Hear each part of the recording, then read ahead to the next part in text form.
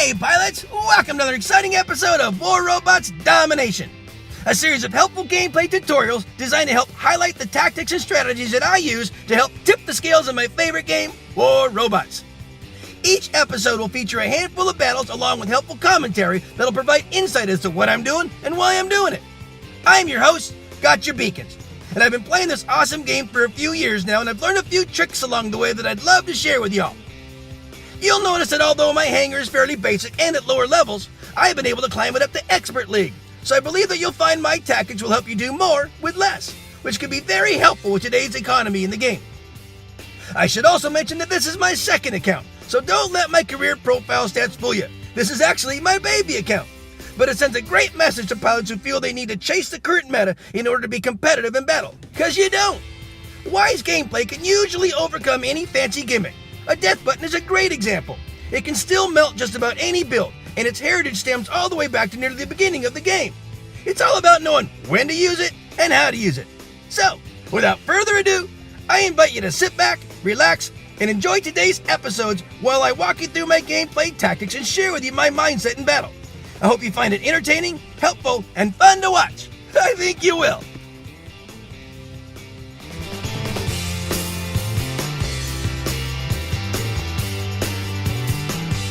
Let's start by taking a look at my hangar. We got Frick and Frack, the Death Button Raven and the Russian Death Button Raven.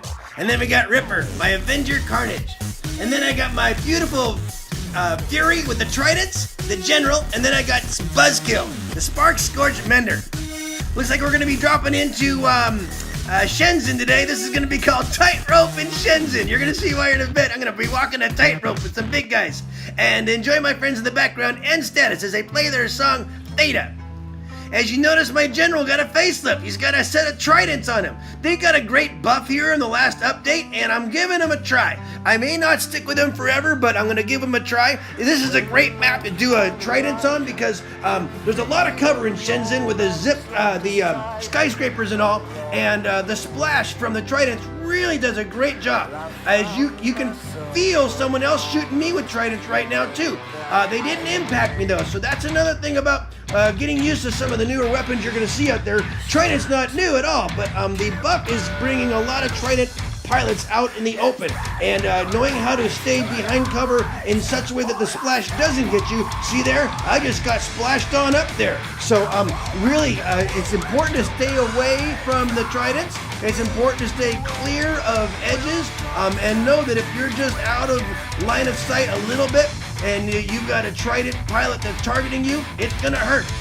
I call this episode Tightrope because I'm going to be walking a tightrope here with some reckless gameplay and a little bit of conservative gameplay at the same time. It's a matter of when to do it and how to do it. It looks like most of my opponents and guys on my side are probably up into experts and masters and champions, and with my squishy bots, I'm going to get taken out real quick like. But at the same time, I can't just sit back and do nothing. So it's just a matter of working with my team, doing what I can do. Right now, we're in really good shape with the beacon bar so far. My team's done a great job of beacon management. Now we are a little behind the time.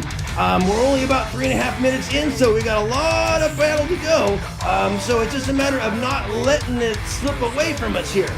So I'm still in my Fury, my Trident Fury. That guy's trying to peg me down, but right now I can use my splash to my advantage here. Again, with my weapons not being all that great, they were able to take me down. So I'm going to hop into Frick, my Death Button Raven. And gonna try to do what I can do. That was a really well-timed stealth by that guy. Luckily, I have a couple of partners around me here, so they can kind of help. We can help work together. I'm gonna try to take that guy out, and I didn't have enough charge up on my weapons there, so that was probably a 40-time jump. But now I'm in the Frack. Frack is my Russian Death Button Raven. A little greater range on my weapons allows me to do some more damage from a distance. I'm going to get a little reckless now. Here's the other side of the tightrope. Sometimes you got to be conservative. Sometimes you got to get in there and just get dirty and take some risks, which is what I'm going to be doing right here with this guy. But I'm going to try to time it so I can kind of sneak around the backside, because you see right now we are down. 4 beacons to 1. It's going to start slipping away if we aren't real careful, real quick like. So I'm going to try to do what I can do. Looks like we still have some mates walking around. I'm going to see if I can chip away at that guy across there. I saw where my range was at, and we're going to see what we can do. I'm going to try if we see if we can liberate this center, me and my mate. It may not look good for me, but we got it blue, and that's the important thing.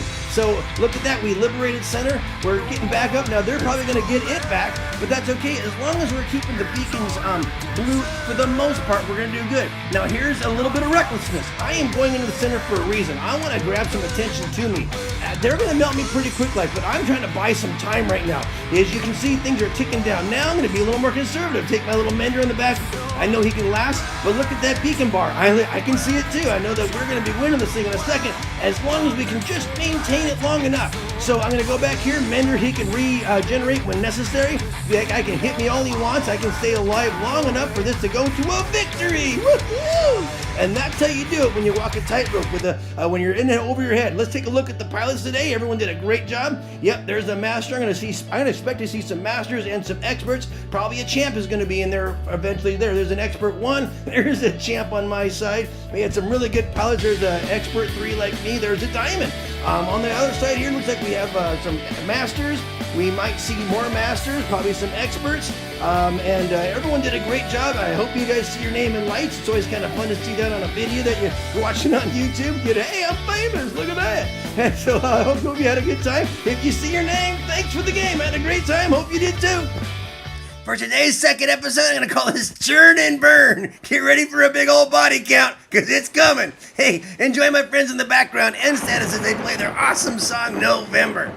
So we're going to start off in Dreadnaught today. And in Dreadnaught, I always take my Death Button Raven Frick over here to this far left beacon, get that one capped, and then head on to the belly of the beast. Or to see what my teammates are doing and see what needs to be done. There's a little Kamihu over there to the left with the Scourges. I'm going to kind of see what he's doing. Maybe go sneak and get back that beacon if he walks away from it. This is all keep him blue, right, guys? So what I'm going to do is try to take advantage of it. I'm in my squishy bots. Those level 6 bots don't hold up well. So I have to kind of plan my attacks and make this more of a beacon reconnaissance mission than anything else. If I'm with a bunch of other mates, that's okay. I can kind of help support them. But if I'm by myself, like I am with this Kamihu, although he's pretty small, he's crafty, he's quick. Those Scourges are really tough at the very end when they're up really close. I just used a module to get back up in health there, and then I had a mate there that kind of helped took that guy out too. And that's what you kind of do. Work as teamwork when you can. I'm gonna get plastered by that Spectre right there. So now I'm gonna get into my frack, the Death Button or Russian Death Button Raven, and he just got wasted. There was a well-spotted or well-placed Dragoon right there in the center beacon. Took me way down, half health already, almost down to nothing. But let's see what I can do here. You can only do what you can do, right? So I'm gonna go ahead and try to get some cover here from that Inquisitor. He's got some Death Button, or not Death Button, but weaponry going there, so I'm going to get out of his range if I can, and see what else I can do. You know what? Pick your battles wisely. I know that I can't take that guy on. Running in there is just going to be running into certain death, so I'm going to try to find someplace else where I can be a little more effective, like maybe right there. And again, it's about picking your battles wisely. Don't go right into something that you know you can't win. Try to, recalculate, like I just did there. Go off to a different direction, try to find a different battle that I might be a little more effective in than running right on into certain death. Right now I'm not doing too much for my team, but my team is doing pretty good. We're up 3 beacons to 2. We're a little down on beacon bar.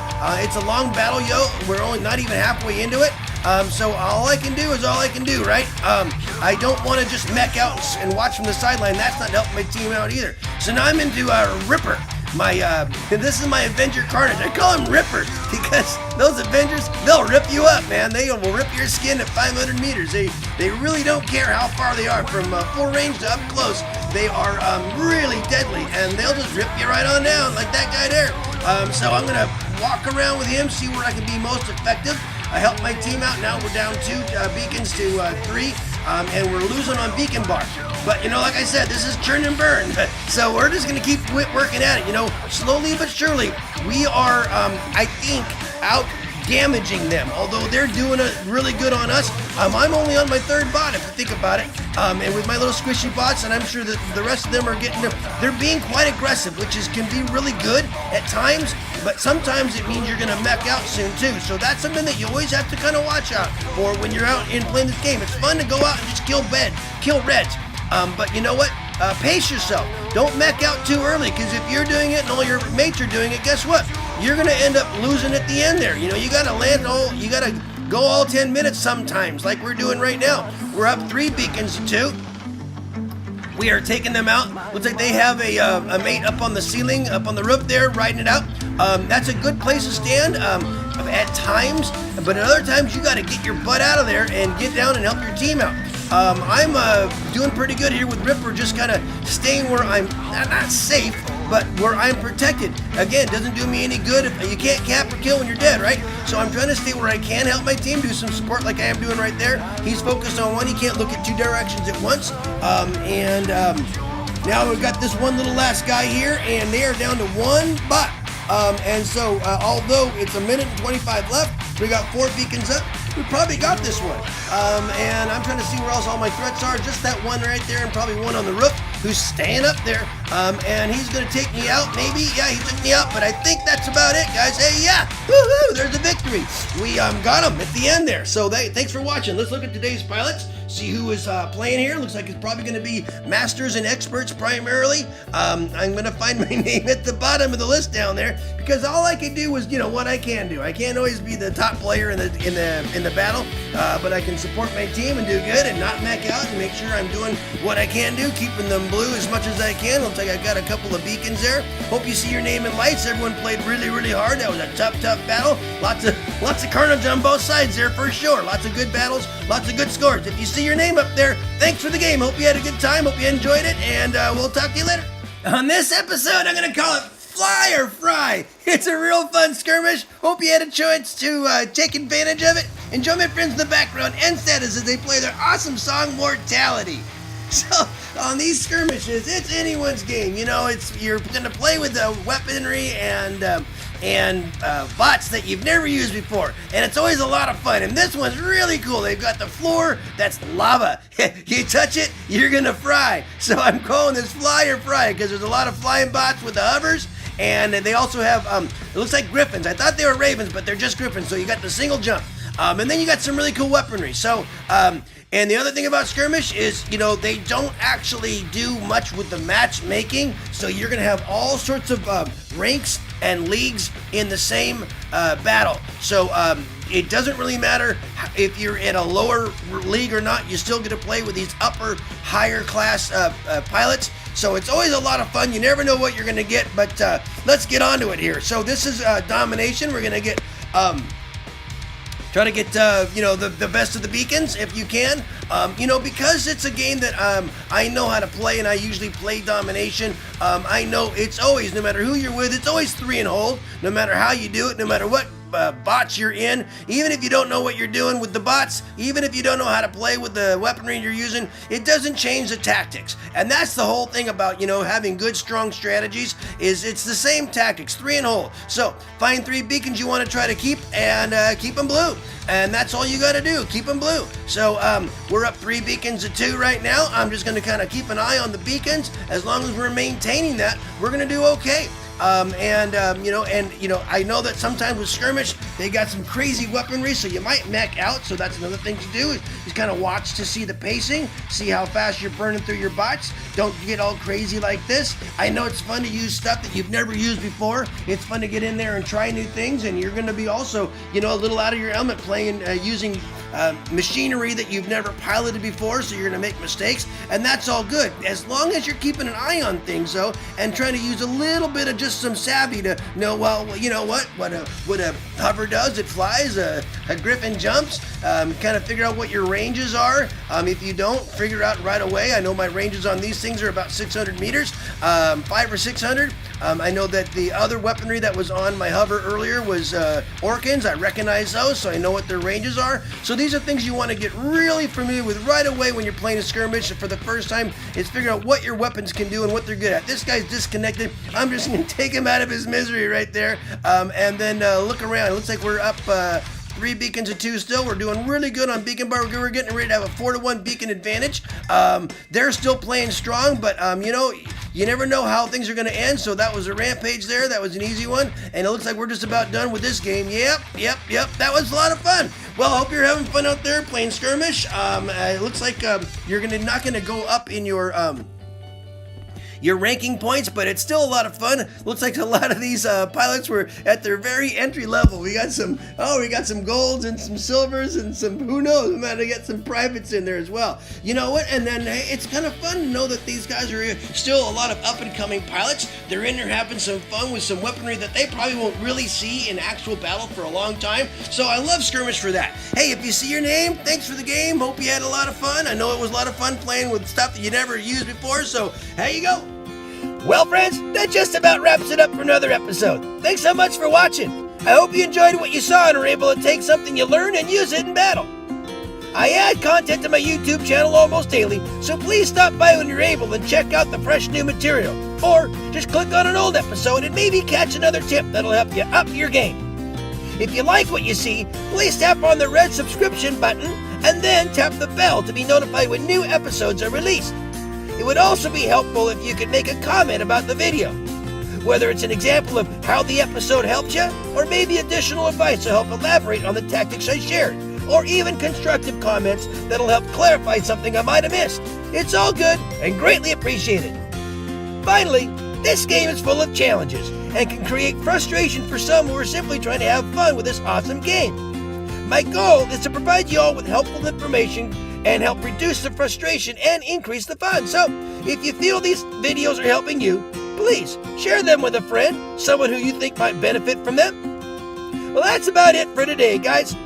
As always, keep them blue out there, and I hope to see you on the battlefield. Make sure you're having fun, though, because if you're not, you're doing it wrong. I love you all for your support. Play well. Peace out.